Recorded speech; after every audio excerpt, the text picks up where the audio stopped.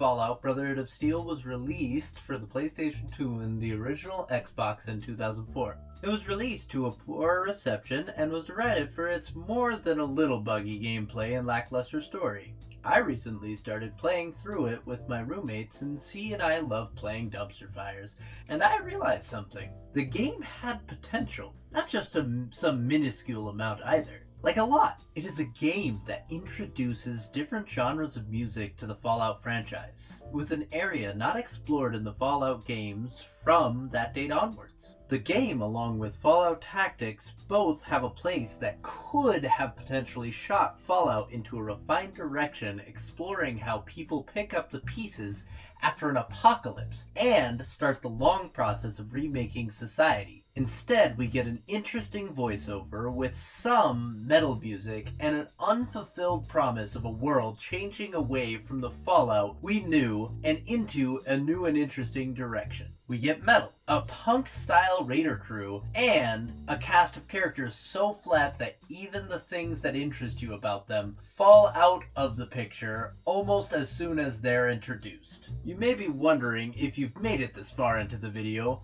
what may have been done differently, or may have noticed the video in the background that started shortly after showing a drawing of a character not in Fallout Brotherhood of Steel. I am redoing all of it from the ground up. I'm drawing concept art for new and old characters that make sense in the irradiated wastes. I'm remaking the story and telling new stories in the context of the Fallout universe, using Fallout Brotherhood of Steel's skeleton to tell the story I see when I play the game. This character being drawn is the first of many. His name is Steel Do Rey, and he is part of the first change I would have in the game. He is a part of the band inside of the Raider faction that has had an idea not seen before in the Wastes as a whole. To make a band to intimidate their prey into just giving them what they want with as little bloodshed as possible. The Raider faction is called the Shred, as is the band, and this is the first member drawn,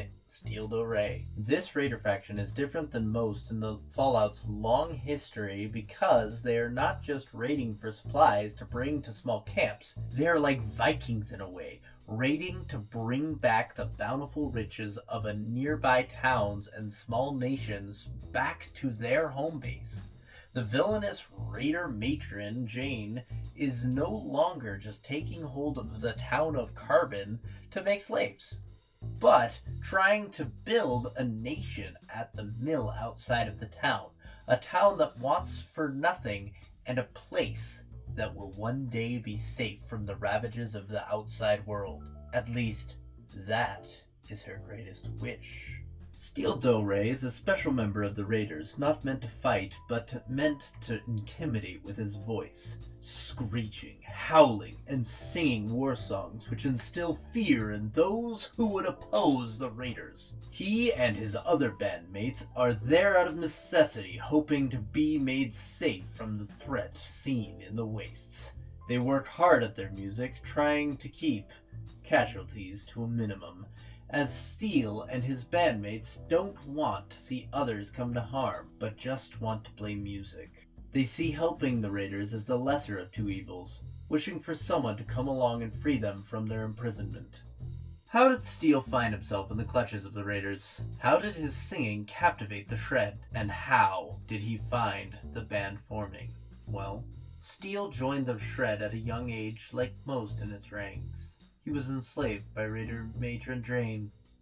He worked outside the mill for a few years in something Jane called indentured servitude. He worked hard to win his freedom so that he could go home and find his family. One day, Steel Do Rey was singing quietly to himself, getting excited for the freedom he'd soon have, and was overheard by Jane's brother, John. John was a leader of the Shred raiding groups. When he heard Steel's voice and how loud he could project, he saw potential in the young boy, and as soon as Steel should have been released, those dreams were dashed by John re-enslaving him. John forced young Steel to screech, yowl, and sing to intimidate the town folks they were raiding. John forced young Steele to screech, yowl, and sing to intimidate the townsfolk they were raiding. When Steele's voice alone had not been to John's liking during the raids, Steele was beaten by John, who tried to force him into producing the best sound.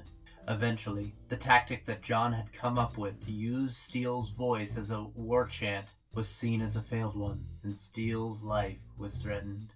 On the day where Steele was going to be executed if he was not able to do as John demanded, there was a raid set to steal resources from a backwater village farther away from the mill than usual. A beat of drums came from the village, clutching the hearts of the raiders in something akin to fear, and when Steele's voice met with that rhythm, something took shape, and when the drummer was found, John took him to conscript him into the band, forcing Steele and his new friend Boron Miso to play their sound, to set fear in the hearts of those who were raided. After Boron's forceful conscription, the band was made more complete, the beatings lightened. The two of them agreed that they'd work together to make the best music they could, music that they hoped would outlast the raiders they were forced to serve.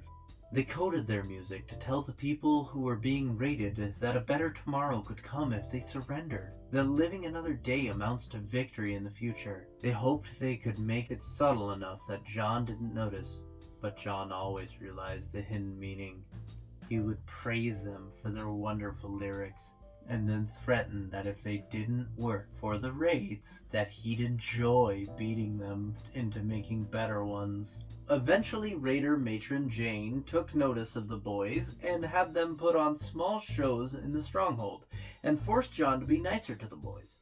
John would give the two of them gifts and shower them with praise to appease his sister, only to use those things as cudgels later if they didn't perform to his liking. By the start of the game, the band has 4 members: Steele, Boron, Plumbum, and Tin Man, all with their own parts to play in the grander narrative. Steele, the singer and the first to be forced into servitude by the raiders, wants to taste his freedom once more with his friends. He rides on top of a Mr. Handy Plumbum had rewired with a microphone sticking out of it that distorts Steele's voice in a way to further the terror of those who would oppose the shred. Fallout is an interesting universe, filled to the brim with stories of people. I simply wish to create a satisfying story within the universe that would bring folks entertainment and would explain why metal music would exist in the Fallout universe. Thank you for watching this profile on Steel Do Rey. Next time we will discuss Boron Miso. If you want to watch these characters being drawn and discussed, join myself and my followers over on Twitch. We draw Mondays through Thursdays, 6 to 8 p.m. PST. Please have a wonderful day, and I hope you join us next time.